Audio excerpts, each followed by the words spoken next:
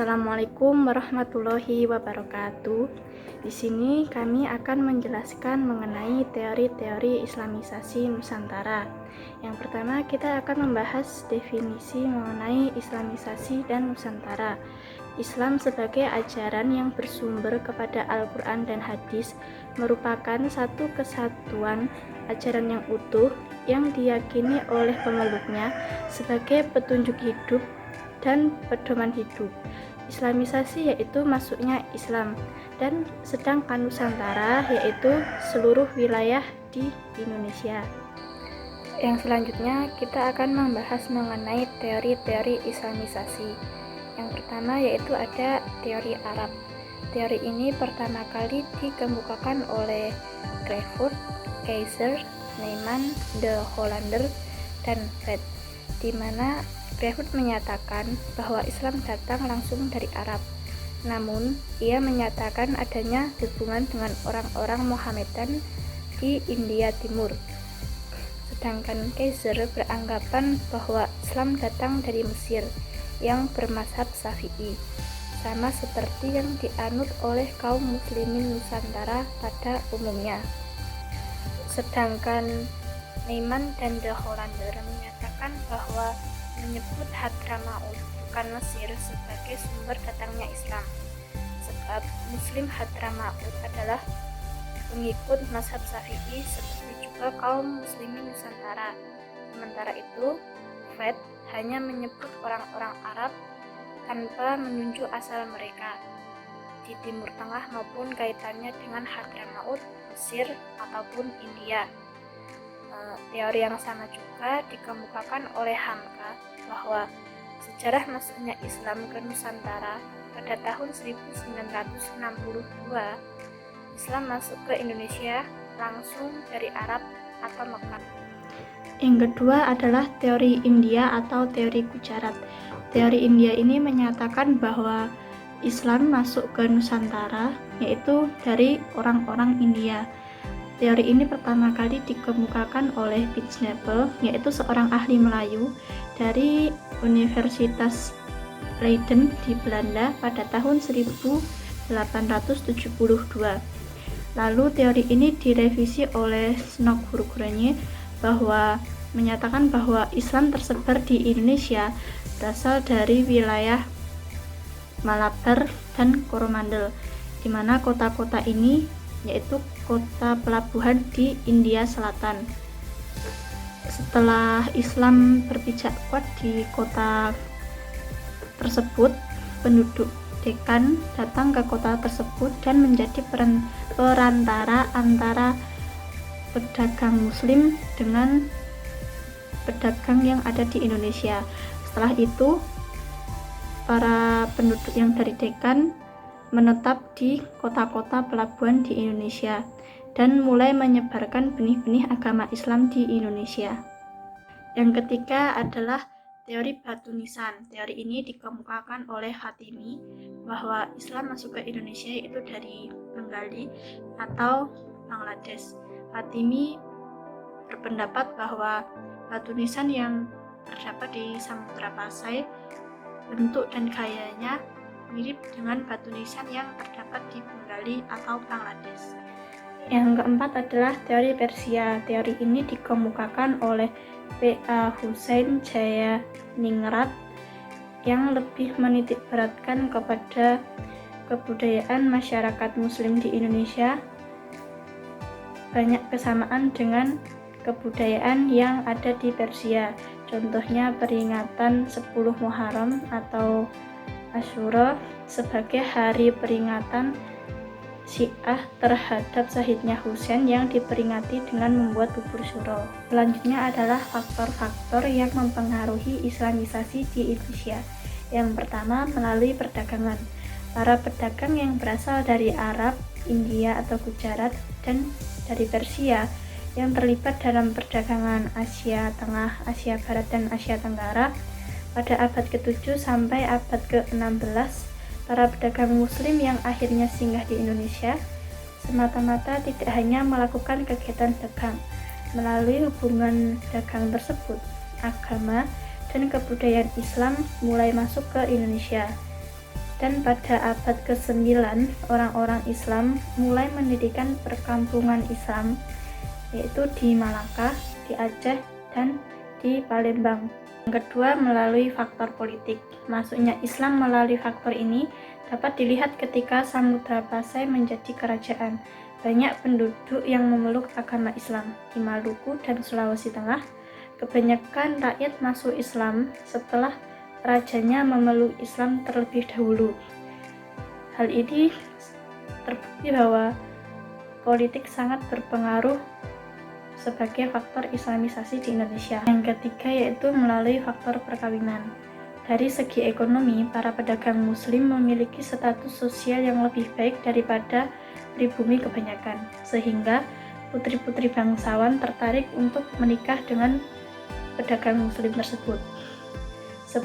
Sebelum proses pernikahan, maka para putri-putri bangsawan tersebut diislamkan terlebih dahulu, dan setelah mempunyai keturunan, maka orang-orang Islam yang ada di Indonesia semakin banyak dan perkampungan Islam semakin tersebar luas. Yang keempat adalah melalui pendidikan.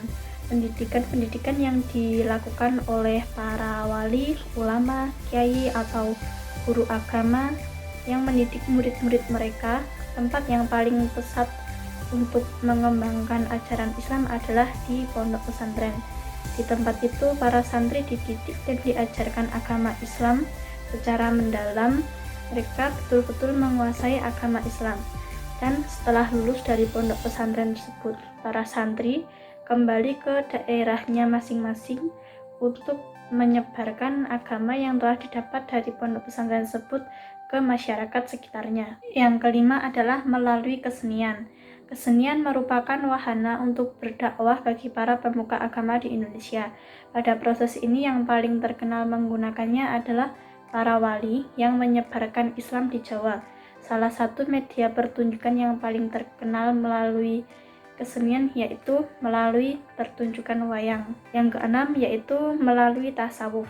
Tasawuf merupakan bagian dari ajaran agama Islam. Para tokoh tasawuf biasanya memiliki keahlian khusus sehingga dapat menarik perhatian penduduk untuk memeluk Islam. Keahlian khusus tersebut biasanya termanifestasi dalam bentuk penyembuhan bagi orang-orang yang terkena penyakit lalu disembuhkan. Ada juga yang termanifestasi sebagai kekuatan-kekuatan magic yang memang sudah sangat akrab dengan penduduk pribumi pada saat itu. Kau sungguh hatiku dengan sinar kudus kasih-Mu. Selanjutnya kita akan membahas tokoh-tokoh Islam di Nusantara. Yang pertama yaitu kerajaan di Sumatera. Kerajaan di Sumatera antara lain ada 3, yaitu Kerajaan Perlak, Kerajaan Aceh Darussalam, Kerajaan Samudra Pasai. Yang pertama kita akan membahas Kerajaan Perlak.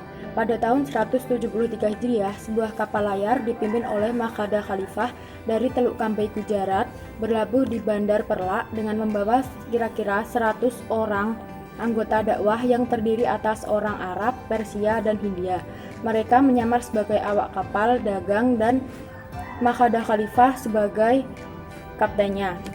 Mahkada Khalifah adalah seorang yang bijak dalam berdakwah, sehingga dalam waktu kurang dari setengah abad, Maurah atau raja dan seluruh rakyat Kemerahan Perlak yang beragama Hindu-Buddha dengan sukarela masuk ke agama Islam. Selama proses pengislaman relatif sangat singkat, para anggota dakwah telah banyak yang menikah dengan wanita Perlak. Kita akan membahas mengenai Kesultanan Samudra Pasai. Kesultanan Samudra Pasai dikenal juga dengan Samudra Pasai atau Samudra Darussalam. Kesultanan Samudra Pasai ini terletak di pesisir pantai utara Sumatera, sekitar kota Lok Seumawe yang sekarang Aceh Utara. Kesultanan Samudra Pasai ini didirikan oleh Maurah Silu yang bergelar Malik As-Saleh pada tahun 1267 Masehi. Kesultanan Samudra Pasai ini memberikan andil yang besar bagi perkembangan Islam di Nusantara. Bahkan, sebagian referensi menyatakan bahwa Kerajaan Samudra Pasai merupakan kerajaan Islam pertama di Indonesia karena kerajaan ini merupakan hasil proses Islamisasi di daerah-daerah pantai yang pernah disinggahi oleh pedagang-pedagang Muslim sejak abad ke-7 Masehi. Ketiga, kita akan membahas mengenai Kerajaan Aceh Darussalam. Kerajaan Aceh Darussalam berdiri pada abad ke-15 atau pada tahun 1496. Pendiri dari Kerajaan Aceh Darussalam yaitu Ali Mughayat Shah.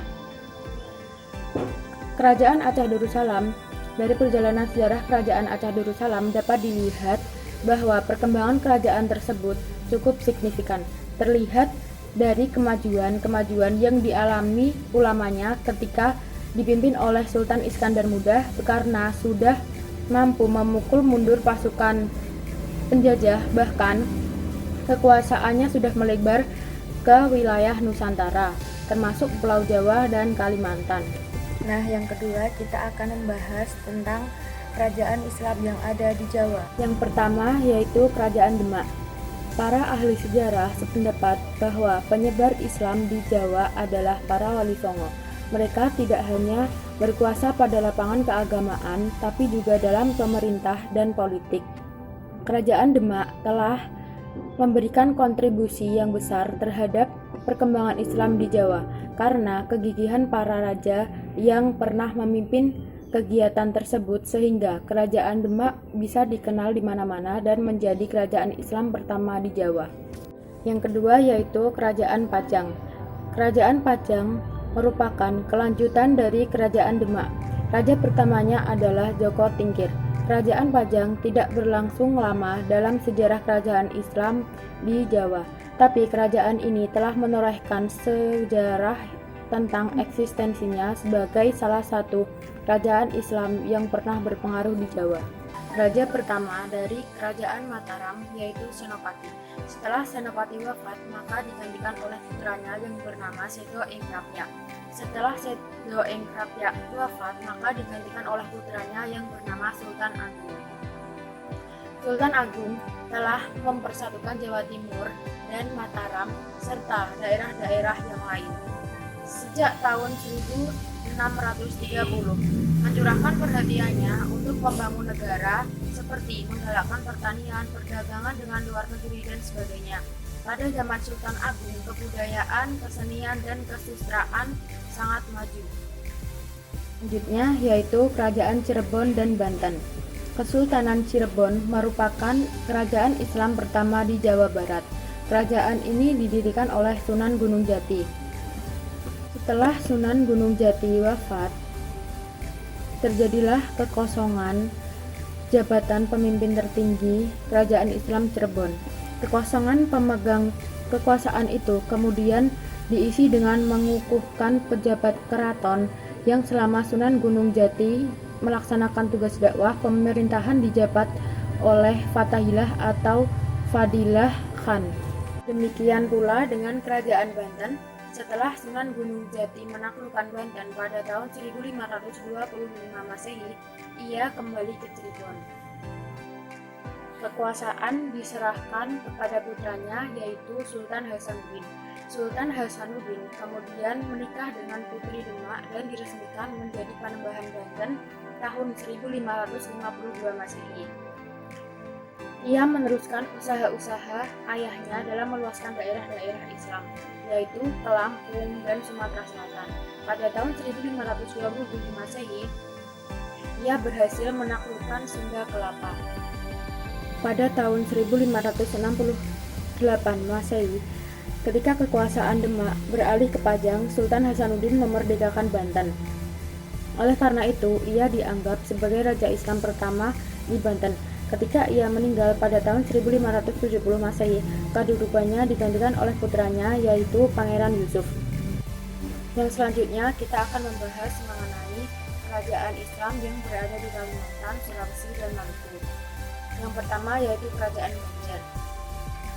Pada awal abad ke-16, Islam masuk ke Kalimantan Selatan yaitu di Kerajaan Dahla atau Banjar yang beragama Hindu. Berkat bantuan Sultan Demak, Sultan Trenggono Pada tahun 1521 sampai 1546 Masehi, Raja Daha dan rakyatnya masuk Islam, sehingga berdirilah Kerajaan Islam Banjar. Dengan raja pertamanya Pangeran Samudra dan diberi gelar Pangeran Suryanullah atau Suryansah.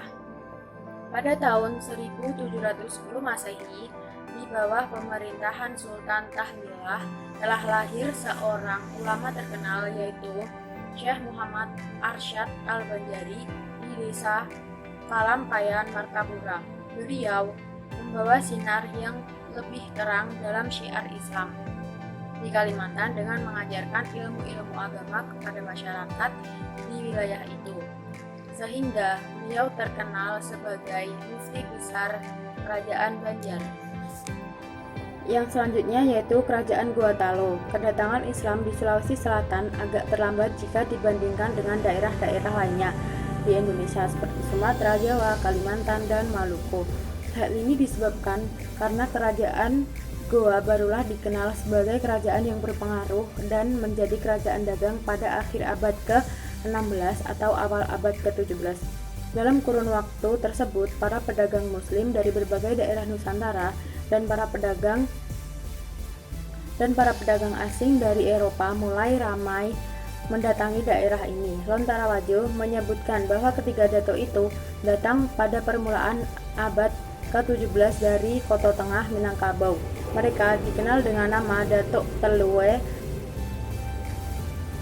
atau Bugis atau Datuk Talua Makassar, yaitu yang pertama Abdul Makmur Khatilo Tunggal yang lebih populer dengan nama Datuk Ribandang. Yang kedua Sulaiman Katib Sulung yang lebih populer dengan nama Datuk Ri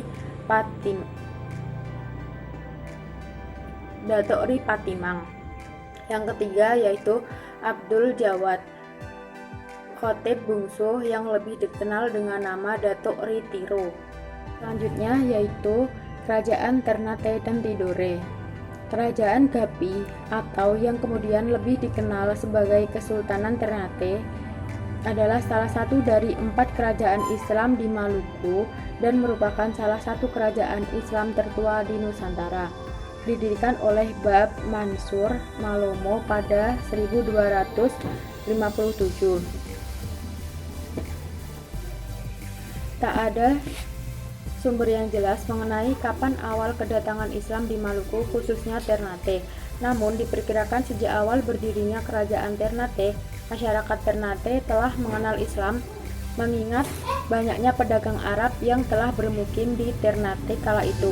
Beberapa raja awal Ternate sudah menggunakan nama bernuansa Islam, namun kepastian mereka maupun keluarga kerajaan memeluk Islam masih diperdebatkan.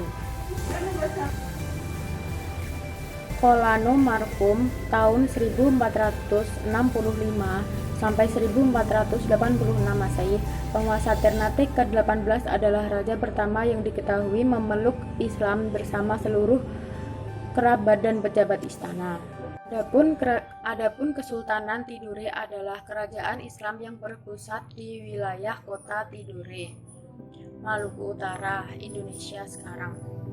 Pada masa kejayaannya atau sekitar abad ke-16 sampai abad ke-18, kerajaan ini menguasai sebagian besar Halmahera Selatan, Pulau Buru, Ambon, dan banyak pulau-pulau di pesisir Papua Barat.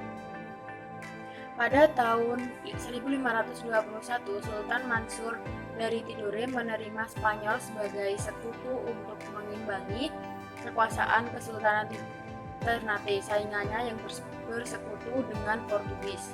Selanjutnya yaitu Wali Songo. Yang pertama yaitu Sunan Gresik. Sunan Gresik menyebarkan Islam di wilayah Gresik, Jawa Timur, berdakwah dengan cara pergaulan dengan masyarakat. Yang kedua yaitu Sunan Ampel. Sunan Ampel menyebarkan Islam di wilayah Surabaya dengan berdakwah menggunakan pendidikan. Yang ketiga yaitu Sunan Giri. Sunan Giri menyebarkan Islam di Jawa dan di Maluku menggunakan media seni. Yang keempat yaitu Sunan Bonang. Sunan Bonang berdakwah dengan cara kesenian, yaitu menciptakan tembang Tombo Ati. Yang kelima yaitu Sunan Derajat. Sunan Derajat menyebarkan Islam dengan media kegiatan sosial. Yang keenam yaitu Sunan Kalijaga. Sunan Kalijaga berdakwah dengan media wayang, seni ukir atau seni suara. Yang ketujuh yaitu Sunan Muria. Sunan Muria menyebarkan Islam di wilayah Jawa Tengah menggunakan media kesenian dan kebudayaan. Yang kedelapan yaitu Sunan Gunung Jati. Ia berdakwah dengan cara membangun infrastruktur. Yang kesembilan yaitu Sunan Kudus. Sunan Kudus menyebarkan Islam di wilayah pesisir Jawa Tengah, berdakwah dengan menggunakan simbol-simbol Hindu-Buddha. Ramadan